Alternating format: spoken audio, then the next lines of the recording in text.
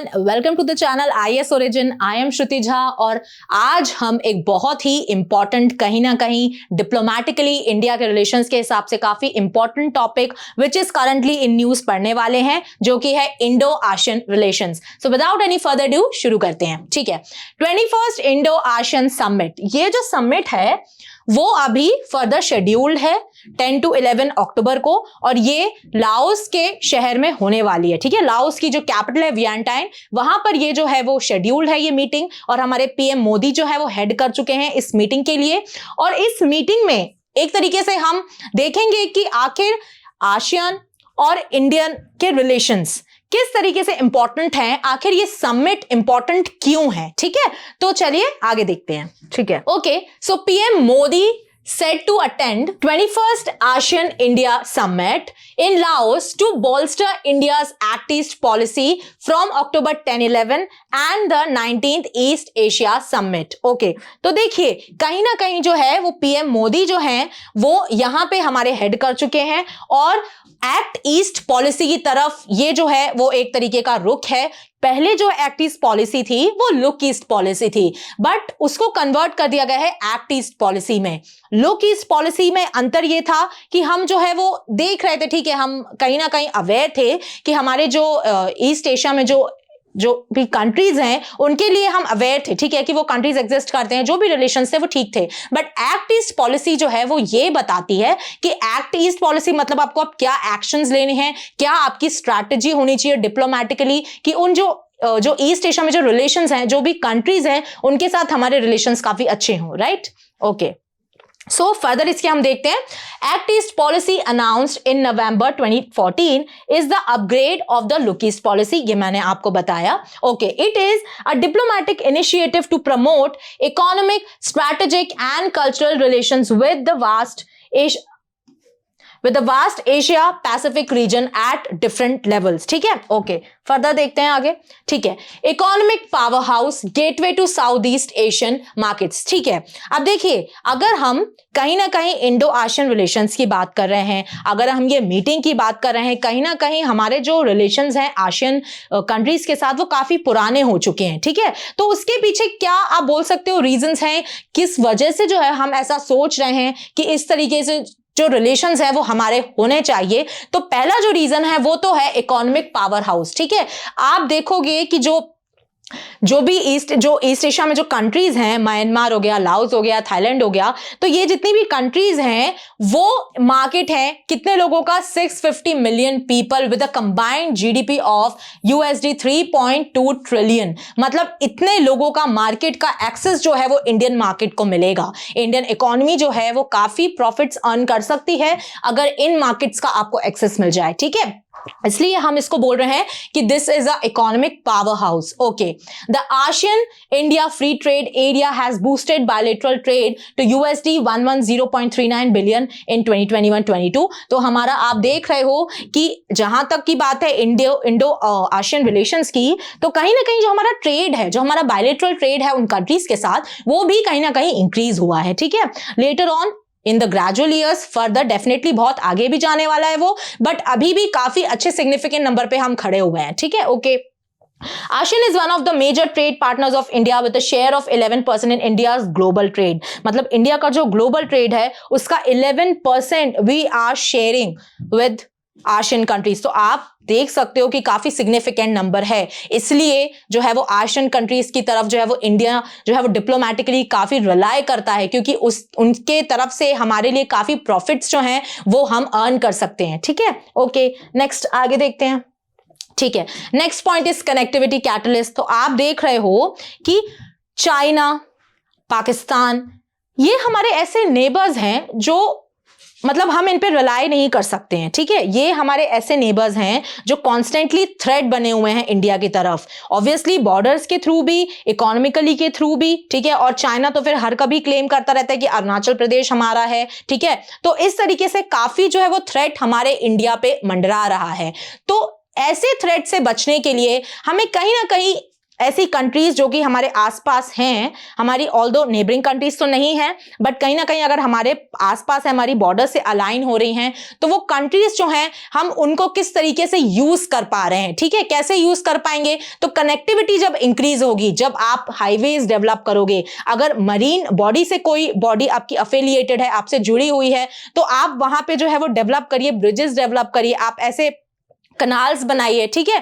उसी वे में आप देखोगे कि कालाधन multi modal transit transport project जो है ये हमारा काफी न्यूज में रहता है, क्योंकि ये जो है वो हमने डेवलप किया है म्यांमार के साथ, ठीक है। तो इस तरीके की कनेक्टिविटी जब आप एनहांस करोगे तो फिर आप ऐसा सोच सकते हो कि ठीक है, अब हम चाइना को कहीं ना कहीं टक्कर दे सकते हैं, क्योंकि कनेक्टिविटी अगर इंप्रूव होगी सारी कंट्रीज के साथ तो डेफिनेटली जो है हम ये एक्सपेक्ट कर सकते हैं कि चाइना को भी कहीं ना कहीं, ऑब्वियसली वो बहुत ज्यादा तो नहीं डर कि अरे अरे अब ये क्या हो गया, बट स्टिल कहीं ना कहीं उनको ये लगेगा कि ठीक है, हाँ अब जो है इंडिया भी हमारे टक्कर में कहीं ना कहीं खड़ा हो रहा है, क्योंकि उनके भी अदर कंट्रीज के साथ रिलेशंस डेवलप्ड हैं, ठीक है। नेक्स्ट, ठीक है, represent India's commitment to physical integration with Southeast Asia, हमने ये चीज देखी। ओके, डिजिटल कनेक्टिविटी इनिशिएटिव्स, ठीक है।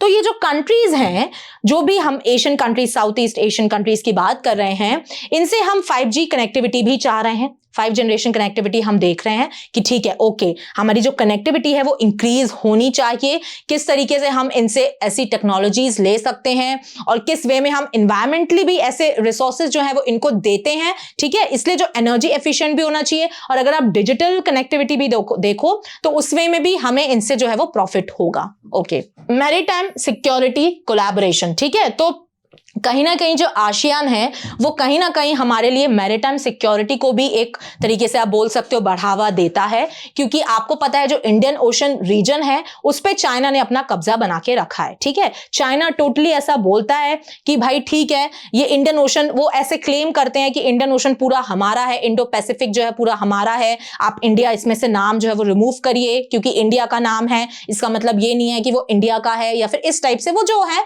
वो उनके अजीबोगरीब टाइप के क्लेम्स होते रहते हैं, ठीक है। तो ये जो मैरीटाइम सिक्योरिटी है बहुत इंपॉर्टेंट है। क्यों? क्योंकि अगर चाइना के क्लेम्स को हमें काउंटर बैलेंस करना है तो हमारे पास भी कोई ऐसे वेज होने चाहिए काउंटर बैलेंस करने के लिए, राइट। अगर वो काउंटर बैलेंस हम नहीं करेंगे तो चाइना तो ओवर पावर करता चला जाएगा, ठीक है। और फिर कहीं ना कहीं वो ना हो कि आगे जाके वो हम पे भी क्लेम करने लगे कि इंडिया जो है वो हमारा है, ठीक है। कोई भरोसा नहीं है चाइना का, इसलिए आप बोल सकते हो कि मैरीटाइम सिक्योरिटी को अगर हमें देखना है, अगर हमें, आप बोल सकते हो कि हमें सेव करके रखना है, क्योंकि जो मरीन बॉडी होती है वो किसी की नहीं है, ठीक है। वो किसी की भी नहीं है, किसी कंट्री की नहीं है, बस कुछ नॉटिकल माइल्स होते हैं, कुछ नॉटिकल माइल्स होते हैं, जैसे इंडिया की आप बोल सकते हैं 200 किलोमीटर नॉटिकल माइल है, तो वो जो माइल्स होते हैं ना, उस तक आपका जो है वो आपकी कंट्री का हक होता है कि ठीक है, इधर पे आपके जो है वो फिशरी मैन जो जा सकते हैं, यहां पे आप कर सकते हो जो भी करना है, बट इसके अलावा जो पूरा ओशन है वो किसी का भी नहीं होता, ठीक है। बट चाइना सोचता है कि भाई उन्होंने अपनी सबमरीन्स को डिप्लॉय करके रखा है, वो जो अपने जो जितने भी उनके, आप बोल सकते हो कि एक तरीके का वो जो क्लेम बोलते हैं कि इंडियन ओशन पे हमारा क्लेम है, वो चीज ना हो, उसके लिए हमें जो है मैरीटाइम सिक्योरिटी करनी पड़ती है, ठीक है। Collaboration on issues like piracy, illegal fishing and disaster management in bodies like the ASEAN Regional Forum and the expanded ASEAN Maritime Forum aligns with India's Sagar Security and Growth for All in Region Doctrine। तो ये जो सागर doctrine है ये कहीं ना कहीं हमारे Indian origin से ही अफेक्ट हो रही है, इंडियन ओरिजिन के लिए ही इस डॉक्ट्रिन को बनाया गया है कि भाई सिक्योरिटी भी हो और ग्रोथ भी हो सबकी, ठीक है। ऐसा ना हो कि एक कोई कंट्री आए और वो इस चीज का बेनिफिट लेकर चला जाए और बाकी कंट्रीज को सप्रेस करके, तो ये चीज नहीं होना चाहिए। अगर हम कहीं ना कहीं चाइना के जैसे हो जाते तो कभी भी हम इन समिट्स को या फिर हम इन कंट्रीज को उतनी वैल्यू नहीं देते, राइट। अब जैसे हम जो है वो रिन्यूएबल प्लांट्स डालते हैं या फिर कहीं ना कहीं हम सारी कंट्रीज को सपोर्ट करते हैं, जैसे कि भूटान में भी जो है वो थर्मल पावर प्लांट्स इंडिया ने बनाए हैं, फिर बांग्लादेश को भी हम काफी सपोर्ट करते हैं। तो अगर हम चाइना जैसे होते तो हम उनको सारी कंट्रीज को सप्रेस करते, ठीक है। बट ये चीज सही नहीं है, आप अगर सप्रेस करोगे तो कोई आपको कहीं ना कहीं आगे जाके सपोर्ट नहीं करेगा, इसीलिए आपको ये चीज सोचनी पड़ेगी कि आपको कोऑपरेशन करना है, ठीक है। कंट्री के बारे में भी सोचो, कंट्री के भी हित के बारे में सोचो, अपने भी हित के बारे में सोचो, तो दोनों चीजें जो होनी चाहिए वो म्यूचुअल कोऑपरेशन के से होनी चाहिए, ठीक है। म्यूचुअल प्रॉफिटेबल बिजनेस होना चाहिए दोनों कंट्रीज के बीच में, ओके। सो ये भी एक तरीके का स्टेप है towards Indo ASEAN relations, okay.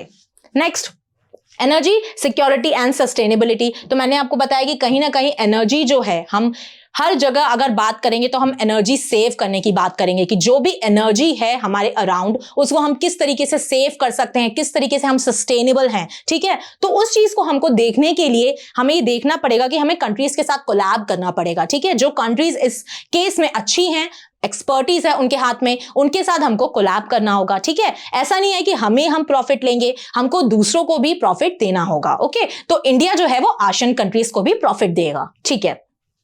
So ASEAN's energy rich members offer opportunities for India to diversify its energy sources, crucial for its growing economy। जैसा कि मैंने आपको बताया कि सिंगापुर जो है हमें काफी हद तक मदद कर रहा है कि किस तरीके से एनर्जी जो है वो हम और एफिशिएंट हो सकते हैं एनर्जी में, okay. Simultaneously, India's expertise in renewable energy, particularly solar power, aligns with ASEAN sustainable goals, okay. जो हमारे सस्टेनेबल गोल्स हैं और आसियान के सस्टेनेबल गोल्स हैं काफी हद तक सिमिलर लेवल पे अलाइन अप हो रहे हैं। इसलिए आप बोल सकते हो कि इंडो आसियान रिलेशंस कोई एक चीज में कोई फिट नहीं है कि भाई ठीक है इसमें हमने अब बोल दिया कि हाँ ठीक है हमें चाइना से काउंटर करना है तो इसकी वजह से हमने आसियान के साथ हैं, ठीक है। ऐसा नहीं है। मैंने आपको अभी बहुत सारे ऐसे पॉइंट्स बताए जिसकी वजह से इंडिया और आसियान के रिलेशंस जो अभी हैं करंटली और आगे भी जो डेवलप होंगे वो बहुत इंपॉर्टेंट है। इसलिए जो आसियान जो हमारे लिए बॉडी है, आप बोल सकते हो जो इनका पूरा अमलगमेशन है साउथ ईस्ट एशियंस का, वो इंडिया के लिए बहुत ही इंपॉर्टेंट है, okay guys. So this was it for today's video. I hope आपको समझ में आया हो इंडिया आसियान के रिलेशंस के बारे में। ऑल्दो ये बहुत ही ब्रॉड टॉपिक है, काफी ब्रॉडर एस्पेक्ट में इसको पढ़ाया जा सकता है, बट क्योंकि ये करंट से रिलेटेड कहीं ना कहीं टॉपिक था तो मैंने आपको जितना हो सकता है उतना कम टाइम में ज्यादा इंफॉर्मेशन देने की कोशिश करी है। आई होप आपको पसंद आया हो। Till then stay tuned for further more videos and still आप सब्सक्राइब करिए चैनल को क्योंकि आपको बहुत ही इंटरेस्टिंग वीडियोस इस चैनल पे देखने को मिलने वाले हैं। और till then take care, bye bye, पढ़ते रहिए, खुश रहिए, जय हिंद।